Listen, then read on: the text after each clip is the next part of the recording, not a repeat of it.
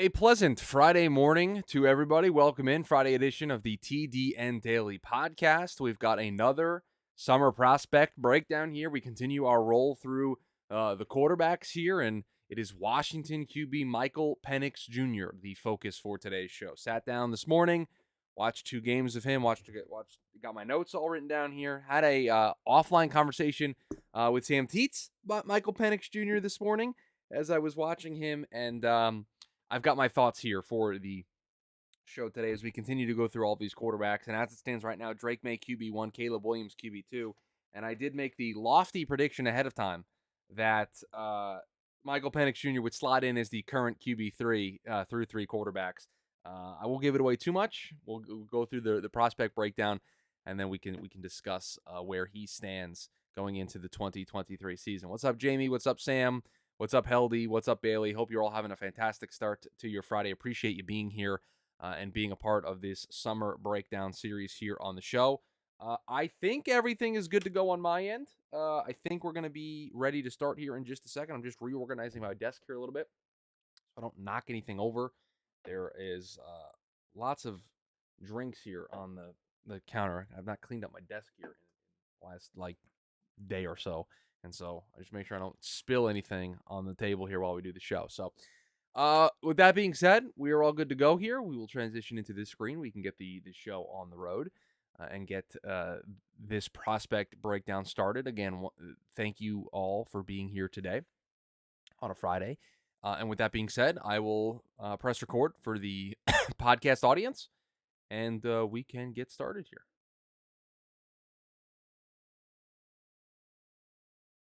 And welcome in to the Friday edition of the TDN Daily podcast. Chris Schubert back with you here once again on the show. Hope you're all having a fantastic start to your Friday, a fantastic close to the week. We've got another fun one in store for you here today on the show. Today on the show, we have got another prospect breakdown, another quarterback breakdown as we continue to go through the top names at the position ahead of the 2023 college season, ahead of the 2024 NFL draft, trying to get a lay of the land of where we stand on these quarterbacks ahead of the start of the season. And today, it is Washington QB Michael Penix Jr. I've got the trusty notepad, got the notes written down here from my watch this morning of a couple of games of Michael Penix Jr. And we've already watched Drake May. We've already watched Caleb Williams. So if you're listening to this show and you haven't gotten the opportunity, go back. They're in the archives, both in the podcast feed and the video side of things. You can go back and listen to both of those breakdowns earlier this week. We did the Caleb Williams one to start the week on Monday, and then the Drake May one was in the middle of the week. And that's we're going to do this for the next couple of weeks here. 3 of the shows each week are going to be these prospect breakdowns, and we're focusing on the quarterbacks right now so that maybe we can have a top 10 list by the time things are all said and done before the start of the season. We might have to pick up the pace a little bit and get through 2 guys in a show, but we'll cross that bridge when we get there. But yes, it is Michael Penix Jr. today from Washington University, transfer from Indiana.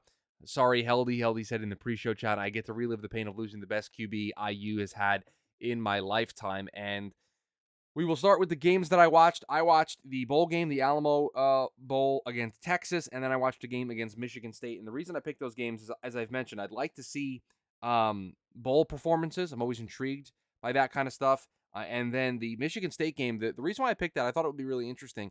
Guy that was in the Big Ten transfers to the Pac-12 and is playing a Big Ten school. So I'd love to see how comfortable he is against a team that was in the same conference as him when he started with Indiana. So those were the reason for picking those 2 games. I had like 5 or 6 to be able to choose from. Those are the 2 games that I watched. And I will say that the big takeaway that I have is obviously he's going to slot in as QB3. I don't think that's too much of a spoiler here. Right now, we've only watched 3 quarterbacks. He slots in as the 3rd guy on the list. I will say I don't think he has a firm grasp on that QB3 spot.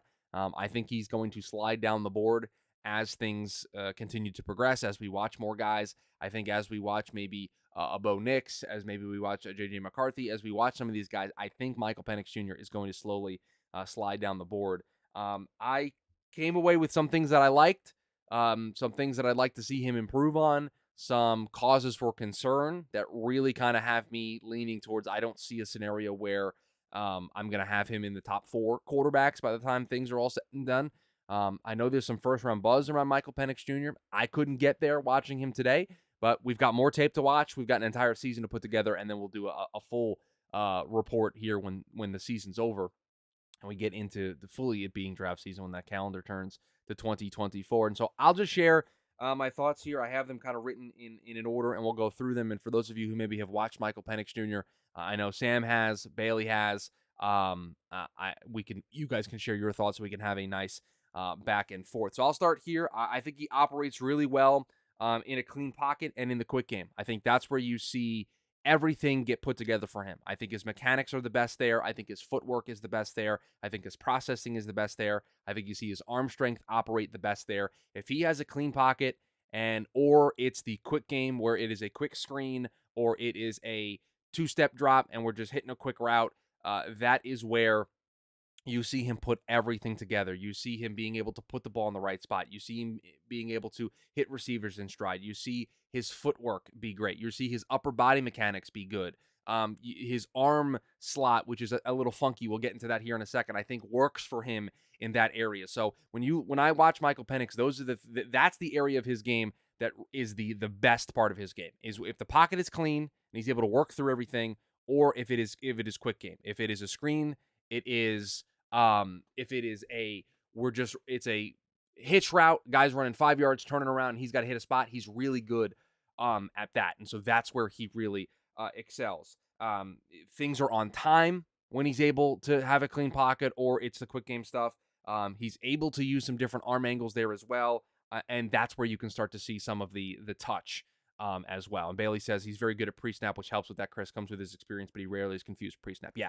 And so if it's a screen, if it is something really quick, he's able to just excel there because it's in and out, and he just knows exactly where he wants to go with it. Bailey says, I couldn't work out how strong his arm was. There were times I felt like he pushed it outside the numbers well, and other times where the ball died when he was pushing it downfield.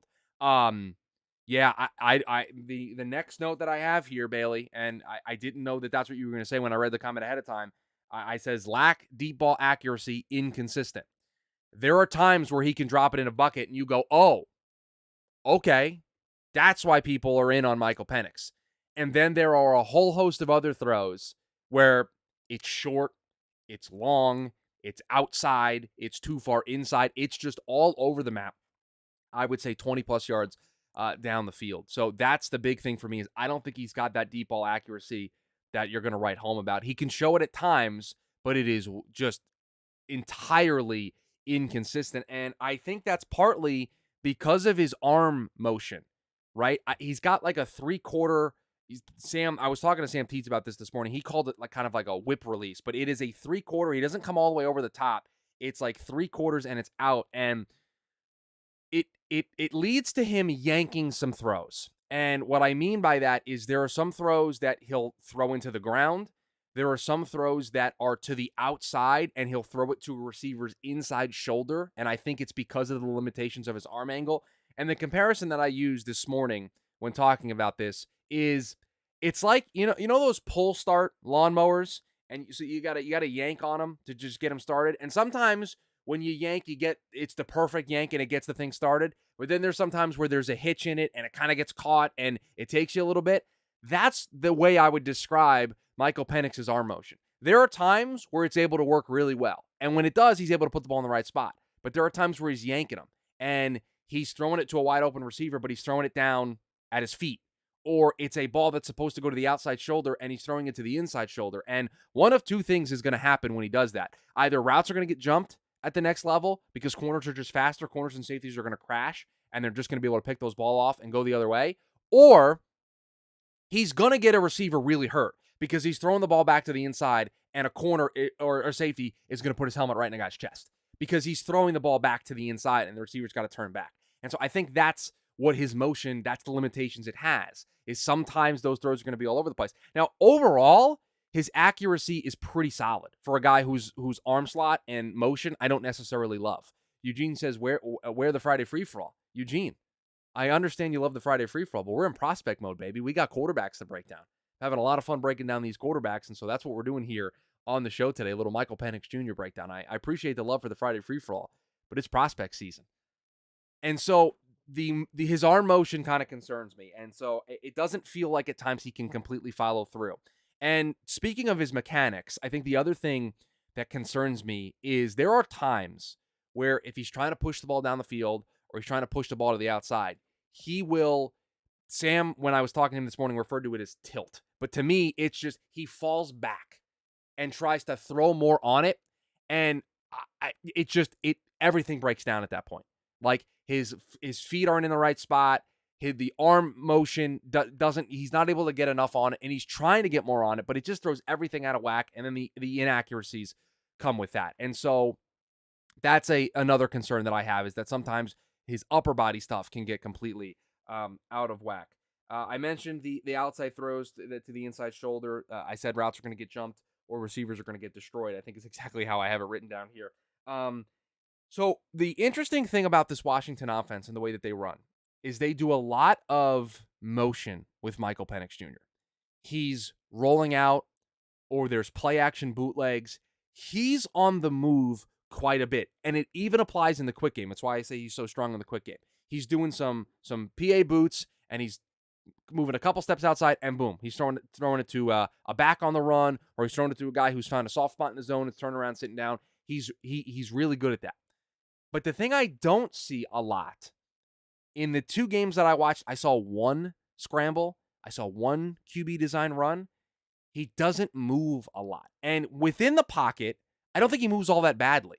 And they put him in motion quite a bit, and I think he moves kind of fluid. He's nice kind of moving around the pocket. There are times where he stepped up, and I felt pretty comfortable with it. It doesn't feel very janky. It doesn't feel very disorganized. It feels very compact. But he doesn't run the ball all that much. And so when we're talking about these guys, and unfortunately for Michael Penix Jr., I had the Drake May and the Caleb Williams breakdowns in the back of my mind. But when we watch both of those guys, there's an above average trait or traits that we love. With Caleb Williams, it's the off-platform stuff. It's his ability to Houdini his way out of stuff and then on the run make some incredible throws, right? With Drake May, I think it's his touch, it's his accuracy. I think his mobility is also a strength of his as well.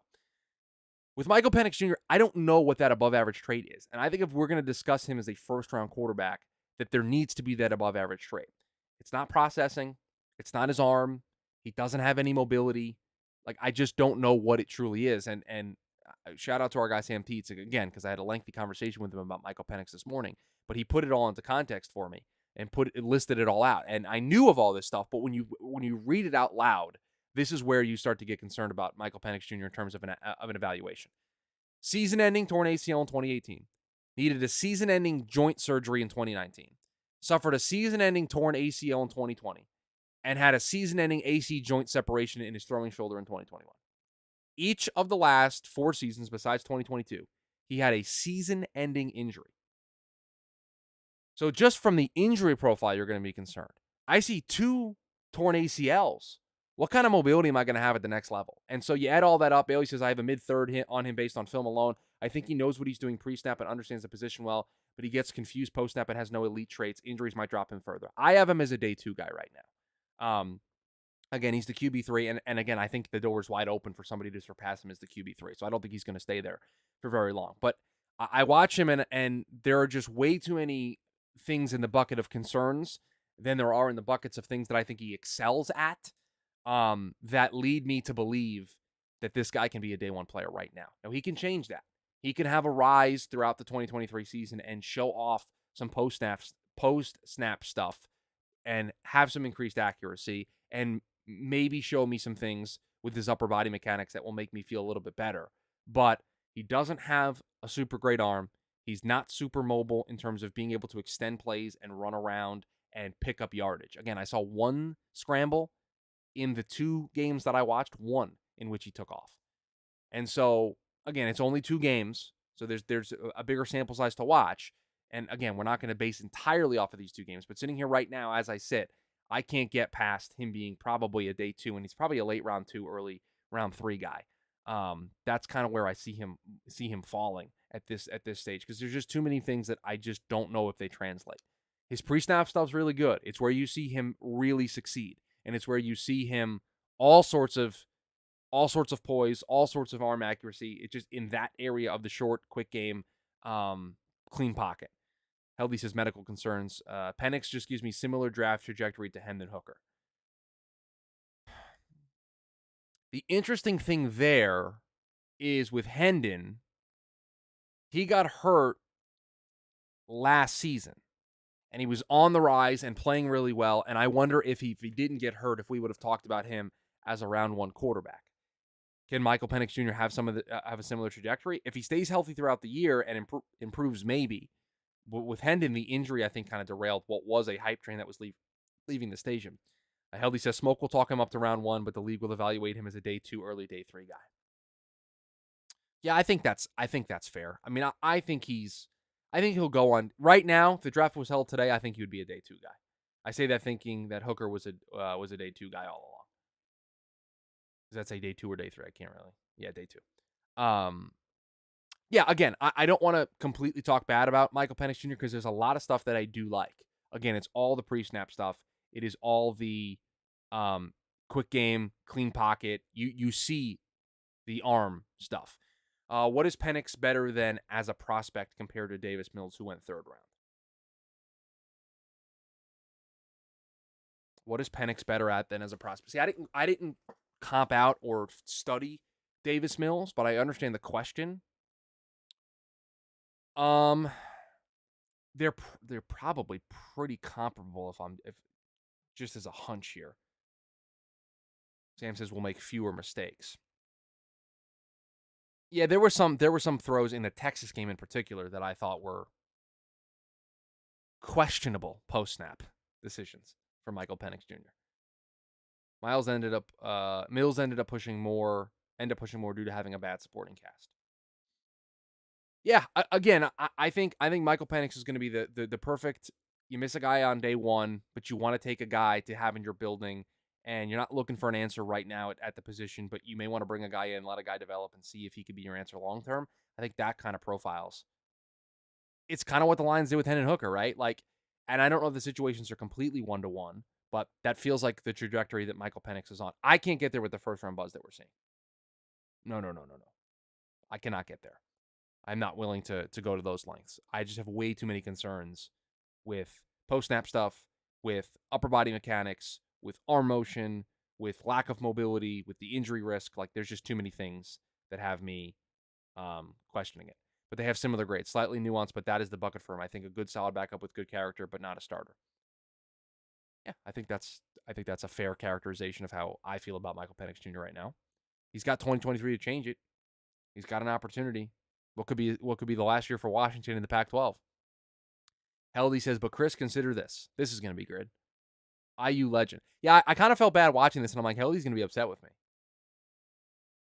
that I don't like Michael Penix Jr., but I can't get there. And I think now we're only one guy into outside of the big 2, but I think what you're going to start to see, and I think the theme that's going to develop for me, is that nobody is going to touch, at least right now, from a summer evaluation, nobody is going to reach the Drake, May, Caleb Williams tier for me.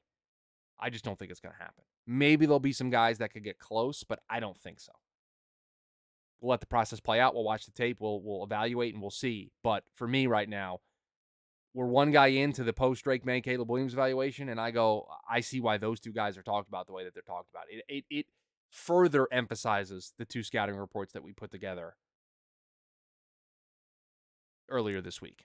So we'll let the process play out. I think we got who we watching on Monday? JJ McCarthy, I think, is the next guy up for us to discuss. And then we've got 2 more open spots next week. Cameron Ward disrespect. Bender, first of all, where's Bailey's in here. Sam Teets is in here. Jamie might still be in here. There is nobody that will say that there is Cam Ward disrespect going to come from this gentleman right here. We'll get to Cam Ward. I loved Cam Ward last year. I love Cam Ward. We'll let the tape speak for itself. And I think he is one of the candidates to be one of those risers.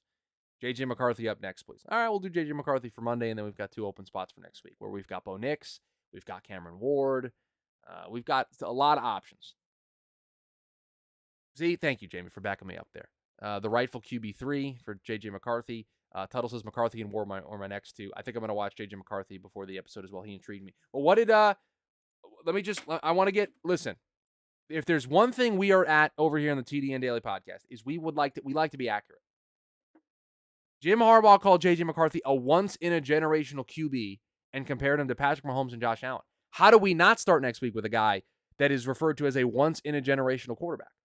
I mean, that's high praise. This guy's going to I just said that no one was going to be able to touch the Caleb Williams, Drake May tier. I don't think either of those guys are once-in-a-generational prospects. So if J.J. McCarthy is, we might be looking at QB1, folks, based on what Jim Harbaugh says. So we've got to get him into the mix here. So we'll probably do him next week. We'll start the week with him on Monday. And then Cam Ward's probably a nice next person to get in there. He says the next best range of QBs is J.J. McCarthy, Bo Nix, Cam Ward, Shedeur Sanders, Michael Pratt, Quinn Ewers, and K.J. Jefferson. Sam, this is the second time you've mentioned Michael Pratt to me today. I feel like I need to get Michael Pratt. Let me see real quick. I'm going to look at the film database that I have here, and then we're going to get out of here on a Friday. I want to see what games I have available for McCarthy and for Michael Pratt. I got to go to 2024 QBs here. So Michael Pratt, I got 3 games. I can watch, and I watched it. Listen, nobody watched more Tulane than me. Tajay Spears, mid-major, all that kind of stuff. So I've got the USC game. I've got the AAC championship game against UCF, and then I got a game against Kansas State. So we got 3 games. I actually might just watch all 3 for Michael Pratt because I've only got 3 of them. And then J.J. McCarthy, what do I got here? I've got 3 games for him as well. I've got TCU, Ohio State, and Iowa. So I'll probably watch all 3. And because it's the weekend and I can spend some time with each of these games in the morning over the next couple of days, I'll probably watch all 3 of these games for McCarthy. You should also have 2 for Shedeur Sanders. Why do I feel like we are using the same place, Sam? Because I do have 2 games for Shedeur Sanders. Guess we're using the same film database there, Sam, to be able to get our tape. So that's what we've got coming up. We'll get J.J. McCarthy on Monday. We'll probably do Cam Ward. How much Cam Ward tape do I have? I've got 4 Cam Ward games that we can watch. So, and then I've got a question. I've got a question for the chat, and then we'll get out of here for the podcast audience. And the podcast audience, you can weigh in on this as well. You can follow me on Twitter at @ChrisSchubert_. If you're a member of the TDN Premium Discord, you can also share your thoughts about this there as well. What do we think? I'm not promising anything, but what do we think about some film studies for these quarterbacks where we actually throw on the tape before I've done the breakdown? Because if that's something that would be popular and people would like to see me work through the process and would like to do that kind of stuff, we can potentially, well, it's not potential. I know we have the capabilities of doing it. So it is something that we can potentially do. So we're getting yeses all across the board. Okay. Yes, please from Bailey. We got a yes from Bender. We got a yes from Heldy. Okay. So that would be cool, but depends on the time of day. That's the other thing too, is I probably would do it. Right now I've been watching the quarterbacks early in the morning my time. Like I've been up at 5:30 my time, sitting here and watching the quarterbacks up until the start of the day, start of the show and stuff. So I could do it then and just throw on the stream, but it's kind of early in the morning. The other thing to do would be to do them later in the day, kind of at night. Those would be the 2 options. We can workshop it and figure it out, but those are some conversations that we can have. But appreciate all of you being here. Appreciate everybody in the podcast audience, podcast feed, listening to the shows. We've got more breakdowns coming to you next week. We're going to start next week with Michigan quarterback J.J. McCarthy. That's going to be our first breakdown. And again, we're going to cover all the other stuff that occurs in the football world here between now and the start of the season. We've got the first game next week, Hall of Fame game. We've got preseason right around the corner. We're going to have a lot of fun content coming here in the month of August before the start of the season. And then once the season begins, I think this thing's going to be a runaway train with the amount of stuff that we're going to have to talk about on a daily basis. But in the meantime, please rate, review, subscribe, share the show with a friend. We greatly do appreciate it. Continuing building the momentum here on the show. We've got the live YouTube side of things Monday through Friday, 11 a.m. Eastern Standard Time. Come on over and join us on Monday at 11 a.m. when we do this breakdown of J.J. McCarthy. If you can't catch us live, but you do want to see the video versions of the show, go to the Draft Network YouTube channel, click on the live tab. All of the VODs are there. And while you're there, hit the thumbs up button, comment, subscribe, turn on the notification bell so you get notified when a new video drops or when we go live. But that is going to do it for us here on this edition of the show. Hope you all have a fantastic weekend. We talk to you on Monday. Okay. I have to get the Immaculate Grid ready to go. Yeah, we're going to do, I definitely want to do more film stuff, Bender. It's just a question of timing and when it makes the most sense. So we've got the Immaculate Grid. We've got football.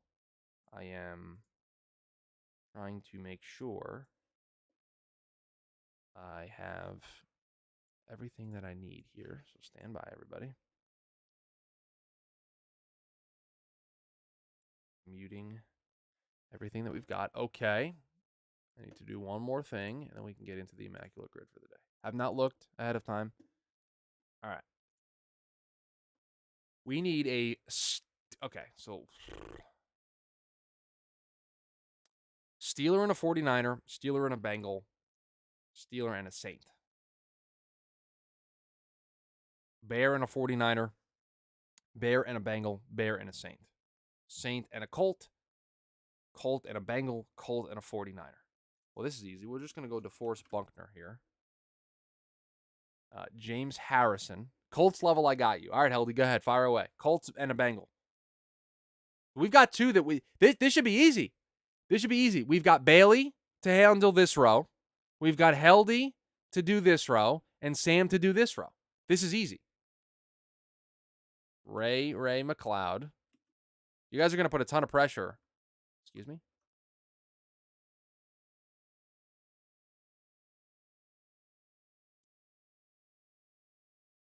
So we're going to go Robbie Gold here. So, okay. Colby Fleener. You want to put Colby Fleener here, I think is what you want to do based on... Okay. Listen, we're just trying to go perfect, okay? Who do you want here, Heldy? Jimmy Graham for the Bears and the Saints. Very good one. Emmanuel Sanders for Saints and Steelers. We got a lot of high percentage here, guys. Margus Hunt.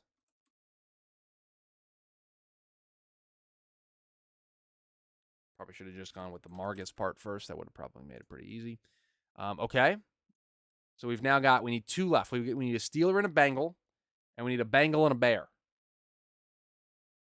And then you guys will have put maximum pressure on me for baseball.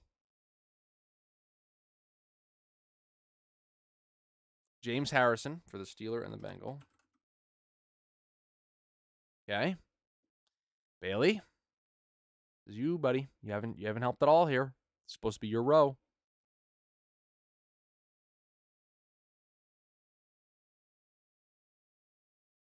Andrew Dalton III. We went perfect. There you go. We had a lot of the most popular answers. So we went kind of chalk today. All right, let's see. I got to go perfect in baseball. Okay. Justin Verlander. Nolan Ryan. Herman Marquez. Did he have 200 strikeouts? Yes. Okay. So we need a red and a Ranger. Shin-Shu Chu. We need a red and a Tiger. Red and a Tiger. Jose Iglesias. Jose Iglesias was a red and a Tiger. We need a Rocky and a red. A Rocky and a red. A Rocky and a red. We'll go back to that one. A Ranger and a Pirate. Ranger and a Pirate. Okay, I'm trying to think. Starlin Marte, Andrew McCutcheon, Gregory Polanco, Garrett Cole, Mark Melanson. I'm naming Pirates. Okay, Russell Martin was a Pirate. Did Russell Martin play anywhere else? Played for the Blue Jays for a little bit. Played for the Dodgers, I think, for a little bit. Okay.